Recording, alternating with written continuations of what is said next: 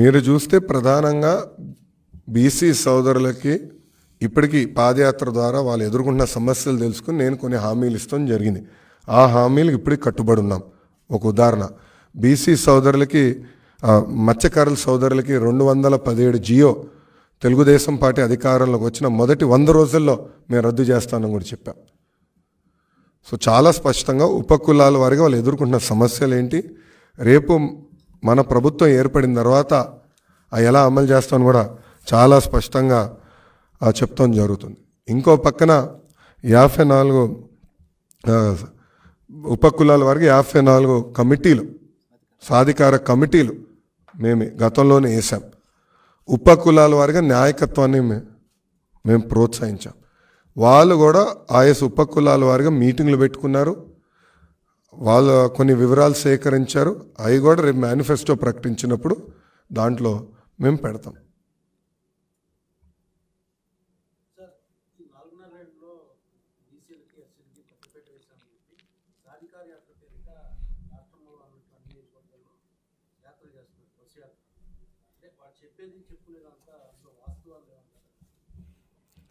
ఒక్క లోన్ వచ్చిందని నిరూపించమనండి. ఒక్క బీసీ సోదరికి లోన్ ఇచ్చారని ప్రభుత్వం నిరూపించమనండి. ఒకరే ఒకరికి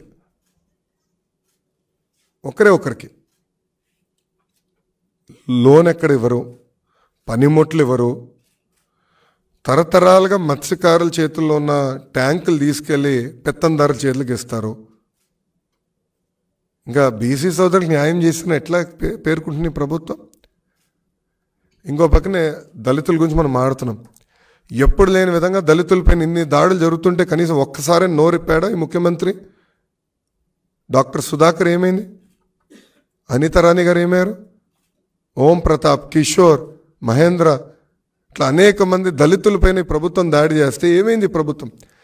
అరే, దళిత హోంమంత్రి గారు ఆమె సొంత నియోజకవర్గంలో దళితుల్ని కాపాడలేకపోతుంది. ఆమె సొంత నియోజకవర్గంలో దళితులపైన దాడి జరుగుతుంటే ఆమె కాపాడలేకపోతుంది. ఇంకా బీసీలకు న్యాయం చేసిన ఎట్లా ఒప్పుకుంటామండి? దళితులకు న్యాయం చేసిన ఎట్లా ఒప్పుకుంటాం? సో బస్సు వేసుకుని తిరిగినంత మాత్రాన తప్పు ఒప్పదు కదా.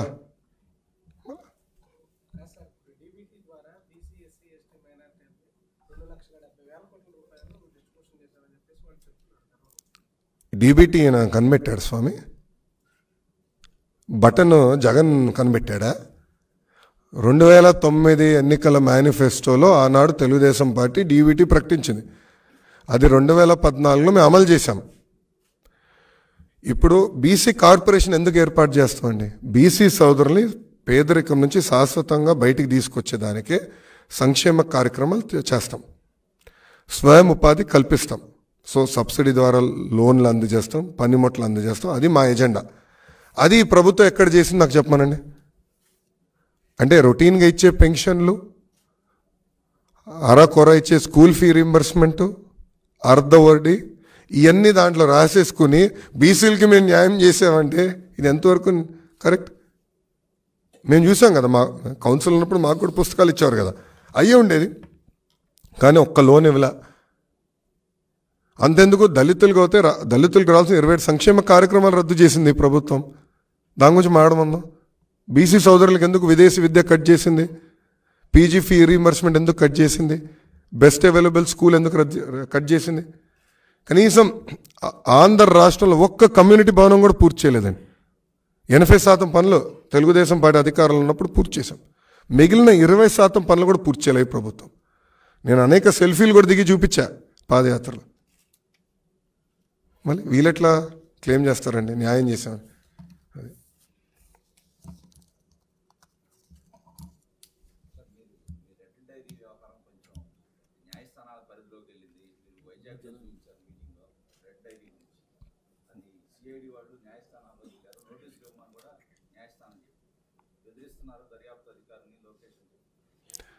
నేనేం చెప్పాను?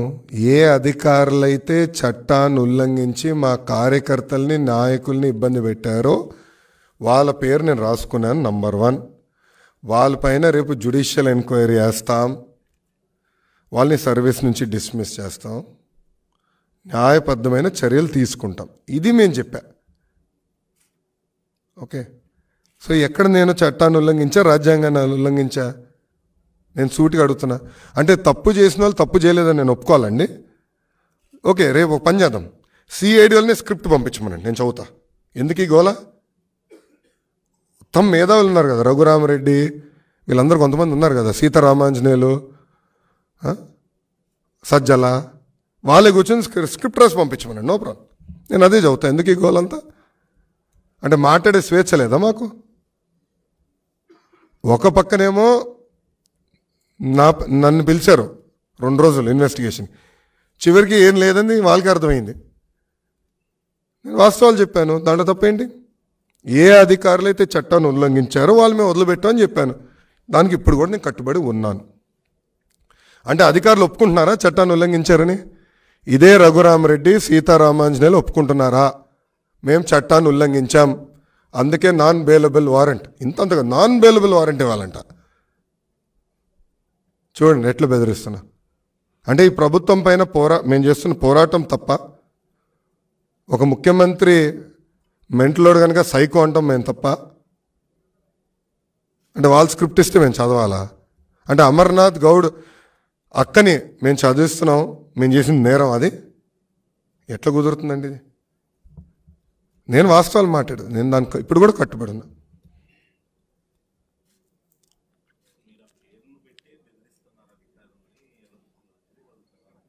ఎర్ర బుక్లో ఎవరి పేర్లున్నాయని వాళ్ళకి తెలుసండి.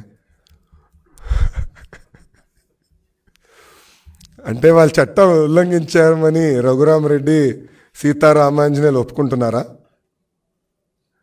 Straight question to them. వెనకాల కూర్చుని వీళ్ళిద్దరూ చాలా తెలివైన ఆఫీసర్లు అండి. కింద వాళ్ళందరినీ బలిపసులు చేస్తున్నారు.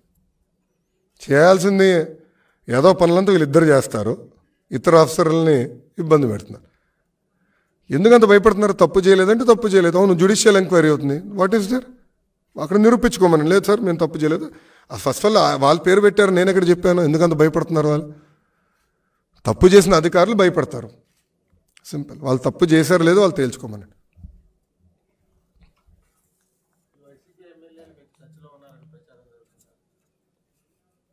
మీరే ప్రచారం చేస్తున్నారండి, మీరే ప్రచారం చేస్తున్నారు. నేను ఎక్కడ ప్రచారం చేయలేదు, నేను ఎక్కడ చెప్పలేదు, నేను ఎవరిని కలవలేదు. నేను ఎవరిని కలవలేదు, నేను ఎవరితో మాట్లాడలేదు, నా దృష్టికి అయితే రాలేదు. I'm not aware of it.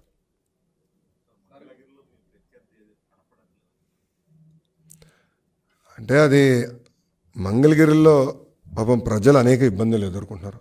ఒకటి, మంగళగిరి తాడేపల్లి మున్సిపల్ కార్పొరేషన్ కనీసం ఎన్నికలు కూడా ఈ ప్రభుత్వాలు జరపలేదు. సో అటు పక్కన అది జరగలేదు. ఎమ్మెల్యే గారేమో ఇప్పుడు ఇంకా ఈ పార్టీ ఉండదని ఆయన డిసైడ్ అయిపోయి ఆయన కూడా వదిలేశారు. దానివల్ల తీవ్రంగా ఇబ్బంది పడేది ప్రజలు, మా మంగళగిరి ప్రజలు. సో ఇంకా 3 నెలలే కదా ఈ ప్రభుత్వం టైం, డెడ్ లైన్ దగ్గర పడుతుంది. ఈ ప్రభుత్వం ఇంటికి వెళ్తాం ఖాయం.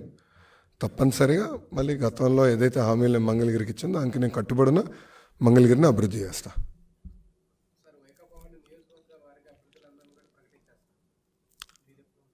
అభ్యర్థులని ఎవరు చెప్పారు? ఇన్ఛార్జ్ అన్నారు స్వామి. ఇన్ఛార్జీలు అభ్యర్థులు అంటే మాకు 170 మంది ఇన్ఛార్జీలు ఆల్రెడీ ఉన్నారు. సో ఇన్ఛార్జీలు మీరు అభ్యర్థులు అంటే ఎట్లా? ఇంకో మాట అడుగుతున్నా. ఇప్పుడు ఒకటి ఇంట్లో చెత్త ఉందండి, ఇప్పుడు నా ఇంట్లో చెత్త ఉంది, ఆ చెత్త తీసుకుని వేరేవాడి ఇంటి, మా పక్కనోడి ఇంటి ముందు వేస్తే అది బంగారం అవుదు కదా స్వామి.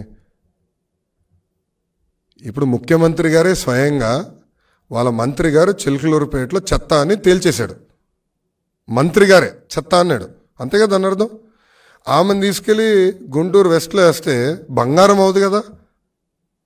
అంటే అక్కడ చేసిన తప్పులు ఇక్కడికి వస్తే ప్రజలు గుర్తుండదా? ప్రజలు గమనించారా? అంత అద్భుతమైన అభివృద్ధి, అంత అద్భుతమైన క్యాండిడేట్ అయితే అక్కడనే పెట్టాలి కదా, చిలకలూరులో పెట్టి గెలిపించుకోవాలి కదా. అంత బాగా చేస్తుంటే, ప్రభుత్వానికి అంత వే ఉంటే వై నాట్ 175 అంటే అక్కడనే పెట్టుకోవాలి కదండి. అక్కడిని తీసుకొచ్చి ఇక్కడ వేస్తే అది ఎట్ట కుదురుతుంది? సో ఒకరి చెత్త ఇంకొకరి ఇంటి ముందు వేస్తే బంగారం కానే కాదు, చెత్త చెత్తే. అది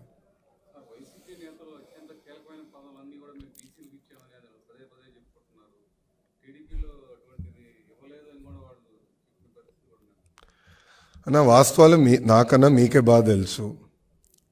శాసనసభలో కానీ శాసన మండలిలో కానీ అటు పక్కన పార్లమెంట్ లోక్సభ రాజ్యసభలో కూడా పెద్ద ఎత్తున బీసీలని ప్రోత్సహించింది తెలుగుదేశం పార్టీ.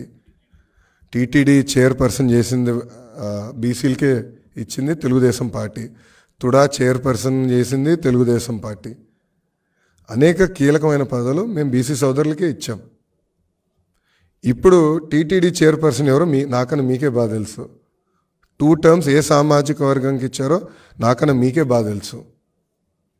ఈ వాస్తవాలను చర్చించడానికి మేము అందరం సిద్ధంగా ఉన్నాం. ఎప్పుడో చెప్పా. నిన్న మన కొల్లు రవీంద్ర గారు కూడా ఛాలెంజ్ చేశారు మంత్రి గారు. మిమ్మల్ని మంత్రి గారు ఎందుకు రాలా అడుగుతున్నా, మంత్రిని ఎందుకు రాలా? పాపం అంగన్వాడీ వాళ్ళని గైరవ చేశారు, అందుకే భయపడిపోయాడు బయటకు వచ్చేదాన్ని. ఇంట్లో పడుకున్నాడు మంత్రి. అది పరిస్థితి.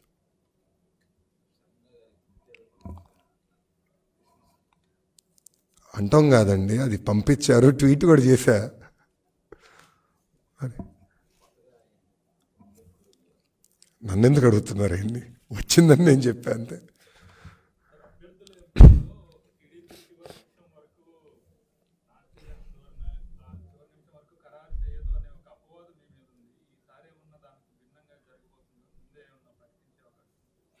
జనరల్గా ఒక పార్టీ, తెలుగుదేశం పార్టీ కోడ్ అంటే ఎలక్షన్స్ షెడ్యూల్ అనౌన్స్ చేసిన తర్వాత అభ్యర్థులను అనౌన్స్ చేస్తాం జరుగుతుంది.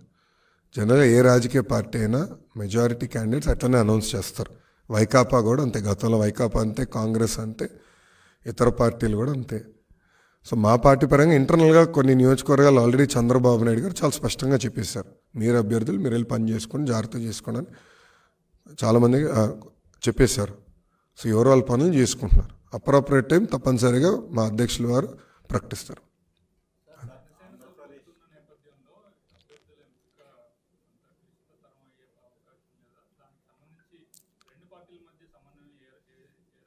అద్భుతంగా ఉంది కదా, మీరే కంగారు పడుతున్నట్టున్నారు.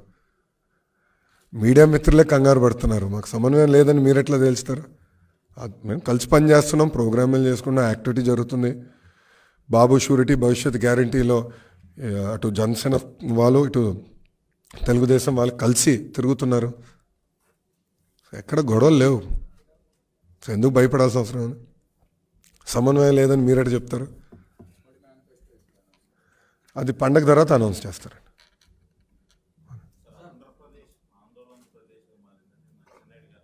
అవును,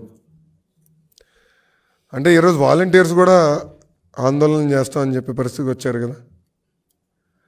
మీకు anganwadi workers, municipal workers, ASHA workers, Sarvashiksha Abhiyan teachers, KBGV టీచర్లు, విద్యుత్ కార్మికులు, ఆరోగ్యశ్రీ హాస్పిటల్స్ అందరూ రోడెక్కే పరిస్థితికి వచ్చింది కదా ఈ ప్రభుత్వం. అని దివాలా తీసేసింది ప్రభుత్వం. అయిపోయింది, డబ్బులు లేవు. నేను చాలా స్పష్టంగా అంగన్వాడీ వర్కర్స్ ఏం కలిసినప్పుడు చెప్పా, మీరు న్యాయబద్ధమైన డిమాండ్లన్నీ తప్పనిసరిగా మన ప్రభుత్వ అధికారంలోకి వచ్చిన తర్వాత మేము అమలు చేస్తామని చెప్పాం. మీరు చూస్తే వాళ్ళు నన్ను అడిగారు మేనిఫెస్టోలో పెడితే బాగుంటుందని. వాళ్ళకి ఒకటే చెప్పా, మేనిఫెస్టో మేము చాలా స్పష్టంగా సూపర్ 6 అనుకున్నాం. ఒక 2-3 జనసేన వాళ్ళు ఇచ్చింది మేము దాంట్లో పొందుపరుస్తాం. అంతవరకే తప్ప అదనంగా చేయట్లేదు ఈసారి. కానీ గతంలో అంగన్వాడీ టీచర్లు జీతం పెంచుతామని తెలుగుదేశం పార్టీ మేనిఫెస్టోలో పెట్టలేదు. అయినా కూడా వాళ్ళ జీతం పెంచాం. సో 2014 నుంచి 2019 వరకు నేను ఎవరు గురించి అయితే నేను మాట్లాడాను, వాళ్ళందరి జీతాలు పెంచింది తెలుగుదేశం ప్రభుత్వం. అదేవిధంగా రేపు అధికారంలోకి వచ్చిన తర్వాత తప్పనిసరిగా వాళ్ళని ఆదుకుంటామని నేనే స్వయంగా వాళ్ళని కలిసి హామీ ఇస్తాం జరిగింది.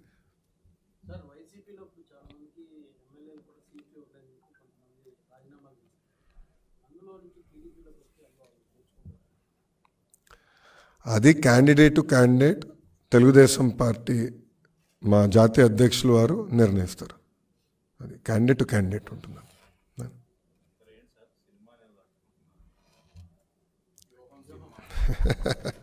మాకు కూడా ప్రతివ్యూహం ఉంటుంది కదా. అంటే ఇదొక కొత్త ఫ్యాషన్గా మొదలైందండి. కరెక్ట్గా ఎన్నికల ముందల ప్రతిపక్ష పార్టీలపైన బురద చల్లుతాం, ఉంది లేనట్టు చూపిస్తాం, సినిమాలు వేస్తాం. ఇది చూస్తే ఈ సినిమాకి అయ్యే బడ్జెట్ మొత్తం ఏకంగా సైకో జగన్ నుంచి వస్తుంది, ప్రతి రూపాయి వస్తుంది. ఇప్పటికీ ప్రొడ్యూసర్ గారు, డైరెక్టర్ గారు ఐ థింక్ మూడు సార్లు కలిసినట్టున్నారు జగన్. నిన్న మీరు చూస్తే ఆయన తరపున, అంటే రామ్ గోపాల్ వర్మ గారి తరపున పోరాడిన, న్యాయ పోరాటం చేస్తున్న లాయర్ నిరంజన్ రెడ్డి గారు. ఆయన ఎవరండి? వైకాపా రాజ్యసభ సభ్యుడు. సో తెలంగాణ హైకోర్టులో, లోకల్ కోర్టులో నిరంజన్ రెడ్డి వెళ్ళి ఆయన రామ్ గోపాల్ వర్మ తరపున పోరాడుతున్నాడు, న్యాయ పోరాటం చేస్తున్నాడు అంటే దాని అర్థం ఏంటి? దీని వెనకాల ఎవరున్నట్టు? ప్రభుత్వం. ఎస్, మాకున్న రైట్స్, రాజ్యాంగం మాకు రైట్స్ ఇచ్చింది, అది మేము కాపాడాలని కోర్టుని ఆశ్రయించాం. నిజంగానే సినిమా తీయాలంటే హూ కిల్డ్ బాబాయ్ తీయచ్చు, కోడి కత్తి పైన తీయచ్చు, ప్యాలెస్లో జరుగుతున్న అవినీతి పైన తీయచ్చు, లేదంటే ప్యాలెస్ కుట్రల పైన తీయచ్చు. అది చేయకుండా లేనిది ఉన్నట్టు చూపిస్తే తప్పనిసరిగా మేము పోరాడతాం. మాకు రాజ్యాంగం కొన్ని హక్కులు కల్పించింది, ఆ హక్కులు